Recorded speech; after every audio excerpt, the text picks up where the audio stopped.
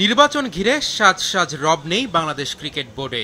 যদিও সোমবারের নির্বাচনের স্থান বিসিবির কার্যালয় নয়, রাজধানীর একটি 5 তারকা হোটেল, তবুও নির্বাচনী আমেজের ছিটে ফোটা বিসিবিতে সামান্যই। তফসিল ঘোষণার আগে ও পরে এবং এখন পর্যন্ত প্রচুর নাটক হয়েছে বিসিবি নির্বাচন ঘিরে। জেলা ও বিভাগ থেকে কিভাবে কাউন্সিলর বাছাই করা হবে সেই চিঠি নিয়ে নাটক, ক্লাব কাউন্সিলরদের প্রতিনিধিত্বের প্রতি প্রশ্ন তুলে তা আদালতে নিয়ে যাওয়া, এরপর একবার আদালতের নিষেধাজ্ঞা, আবার তা স্থগিত, এরপর আবারও এ বিষয়ে আদালতের নিষেধ, প্রতিবাদে তামিম ইকবাল সহ হেভিওয়েটদের প্রার্থিতা প্রত্যাহার এবং শেষ নাটক নির্বাচনের ঠিক আগের দিন প্রশ্নবিদ্ধ সেই 15 ক্লাবকে আবারও কাউন্সিলরশিপ ফিরিয়ে দেওয়া। ফারুক আহমেদের মামলার হাইকোর্টের আদেশ স্থগিত করার মাধ্যমে এই 15টি ক্লাব কাউন্সিলর হিসেবে বাংলাদেশ ক্রিকেট বোর্ডে অন্তর্ভুক্ত হবে। আর পরবর্তী ক্ষেত্রে এই নির্বাচন কিংবা ক্রিকেট বোর্ডের যে পরবর্তী কার্যক্রম সেটি হাইকোর্টে এই দুটি মামলার চূড়ান্ত নিষ্পত্তির মাধ্যমে নিষ্পত্তি হবে। এত সব নাটক, ক্লাবগুলোর লিগ না খেলার হুমকি, এমনকি প্রহসনের নির্বাচন দাবি করে প্রধান উপদেষ্টা বরাবর ক্লাবগুলোর চিঠি, কোনো কিছুতেই অস্বাভাবিক খুঁজে পাচ্ছেন না সভাপতি আমিনুল ইসলাম বুলবুল।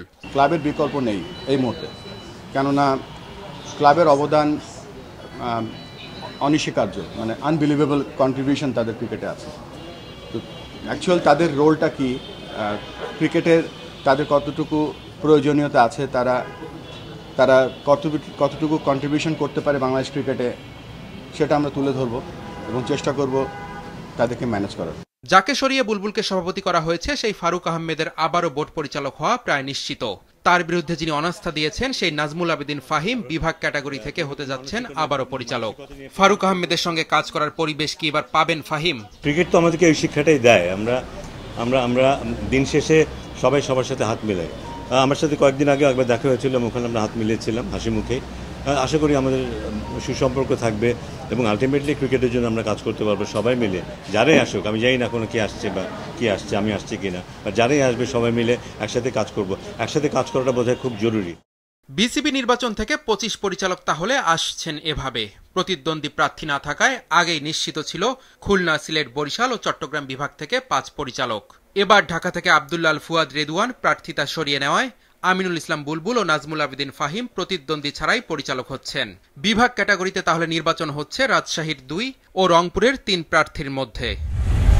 ক্লাব ক্যাটাগরি থেকে তামিম ইকবালরা সরে যাওয়ার পর প্রার্থী ছিলেন 16 জন। এর মধ্যে লুৎফর রহমান বাদল, মেজর ইমরোজ আহমেদ, রাকিব উদ্দিন তাদের নাম প্রত্যাহার করে নিয়েছেন। ক্যাটাগরি 3 থেকে দেবব্রত পাল আর খালেদ মাসুদ পাইলটের মধ্যে হবে হাড্ডাহাড্ডি লড়াই।